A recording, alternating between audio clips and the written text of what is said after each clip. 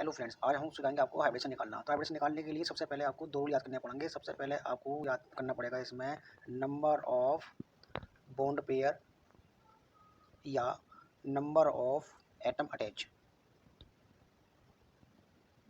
और दूसरा आपको देखना पड़ेगा नंबर ऑफ लोन पेयर।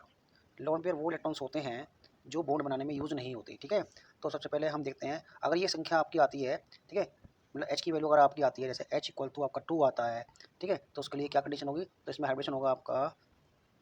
तो यहाँ पे हम हाइब्रिडेशन लिख लेते हैं, यहाँ पे लेते हैं वैल्यू, जो टोटल वैल्यू आई आपकी वो हम यहाँ मेंशन कर लेंगे। ठीक है, तो अगर एच की वैल्यू 2 आती है तो इसके लिए होगा आपका एस पी। यदि एच की वैल्यू आपकी 3 आती है तो ये होगा एस पी 2। यदि ये 4 आती है तो एस पी 3। यदि 5 आती है तो ये होगा आपका एस पी 3 डी। यदि 6 आती है तो एस पी 3 डी 2। यदि 7 आती है तो एस पी 3 डी 3। इस तरीके से ये कंडीशन हैं यहाँ तक की। ठीक है, तो आपको नंबर ऑफ एटम अटैच देखने हैं और ये लोन पेयर देखने हैं। ठीक, कोई एग्जाम्पल करते हैं, जैसे एग्जाम्पल है CH4। तो CH4 में आपको सबसे पहले देखना सेंट्रल एटम कौन सा है। ठीक है, तो सेंट्रल एटम हमेशा वो होगा जो नंबर्स में कम होगा। Central atom is always less in number. तो यहाँ पे ये कार्बन जो है सेंट्रल एटम है, नंबर में कम है, तो देख लेंगे इससे कितने एटम अटैच हैं। तो अटैच एटम देख लेंगे इसमें, ये आपके हुए 4। ठीक है, अब कार्बन की वैलेंसी कितनी होती है, 4 होती है, और 4 ये ऑक्यूपाइड हो गया, तो ये आपका कितने की वैल्यू आपकी कितनी आ गई, ये आपकी वैल्यू आ गई 4। तो 4 के लिए कौन सी वैल्यू होगी आपकी, ये आपकी 4 के लिए वैल्यू होगी sp3। ठीक है, इस तरह से और केस देखते हैं। जैसे और केस देखते हैं, जैसे हमारा एक एग्जाम्पल है H2O, है ना।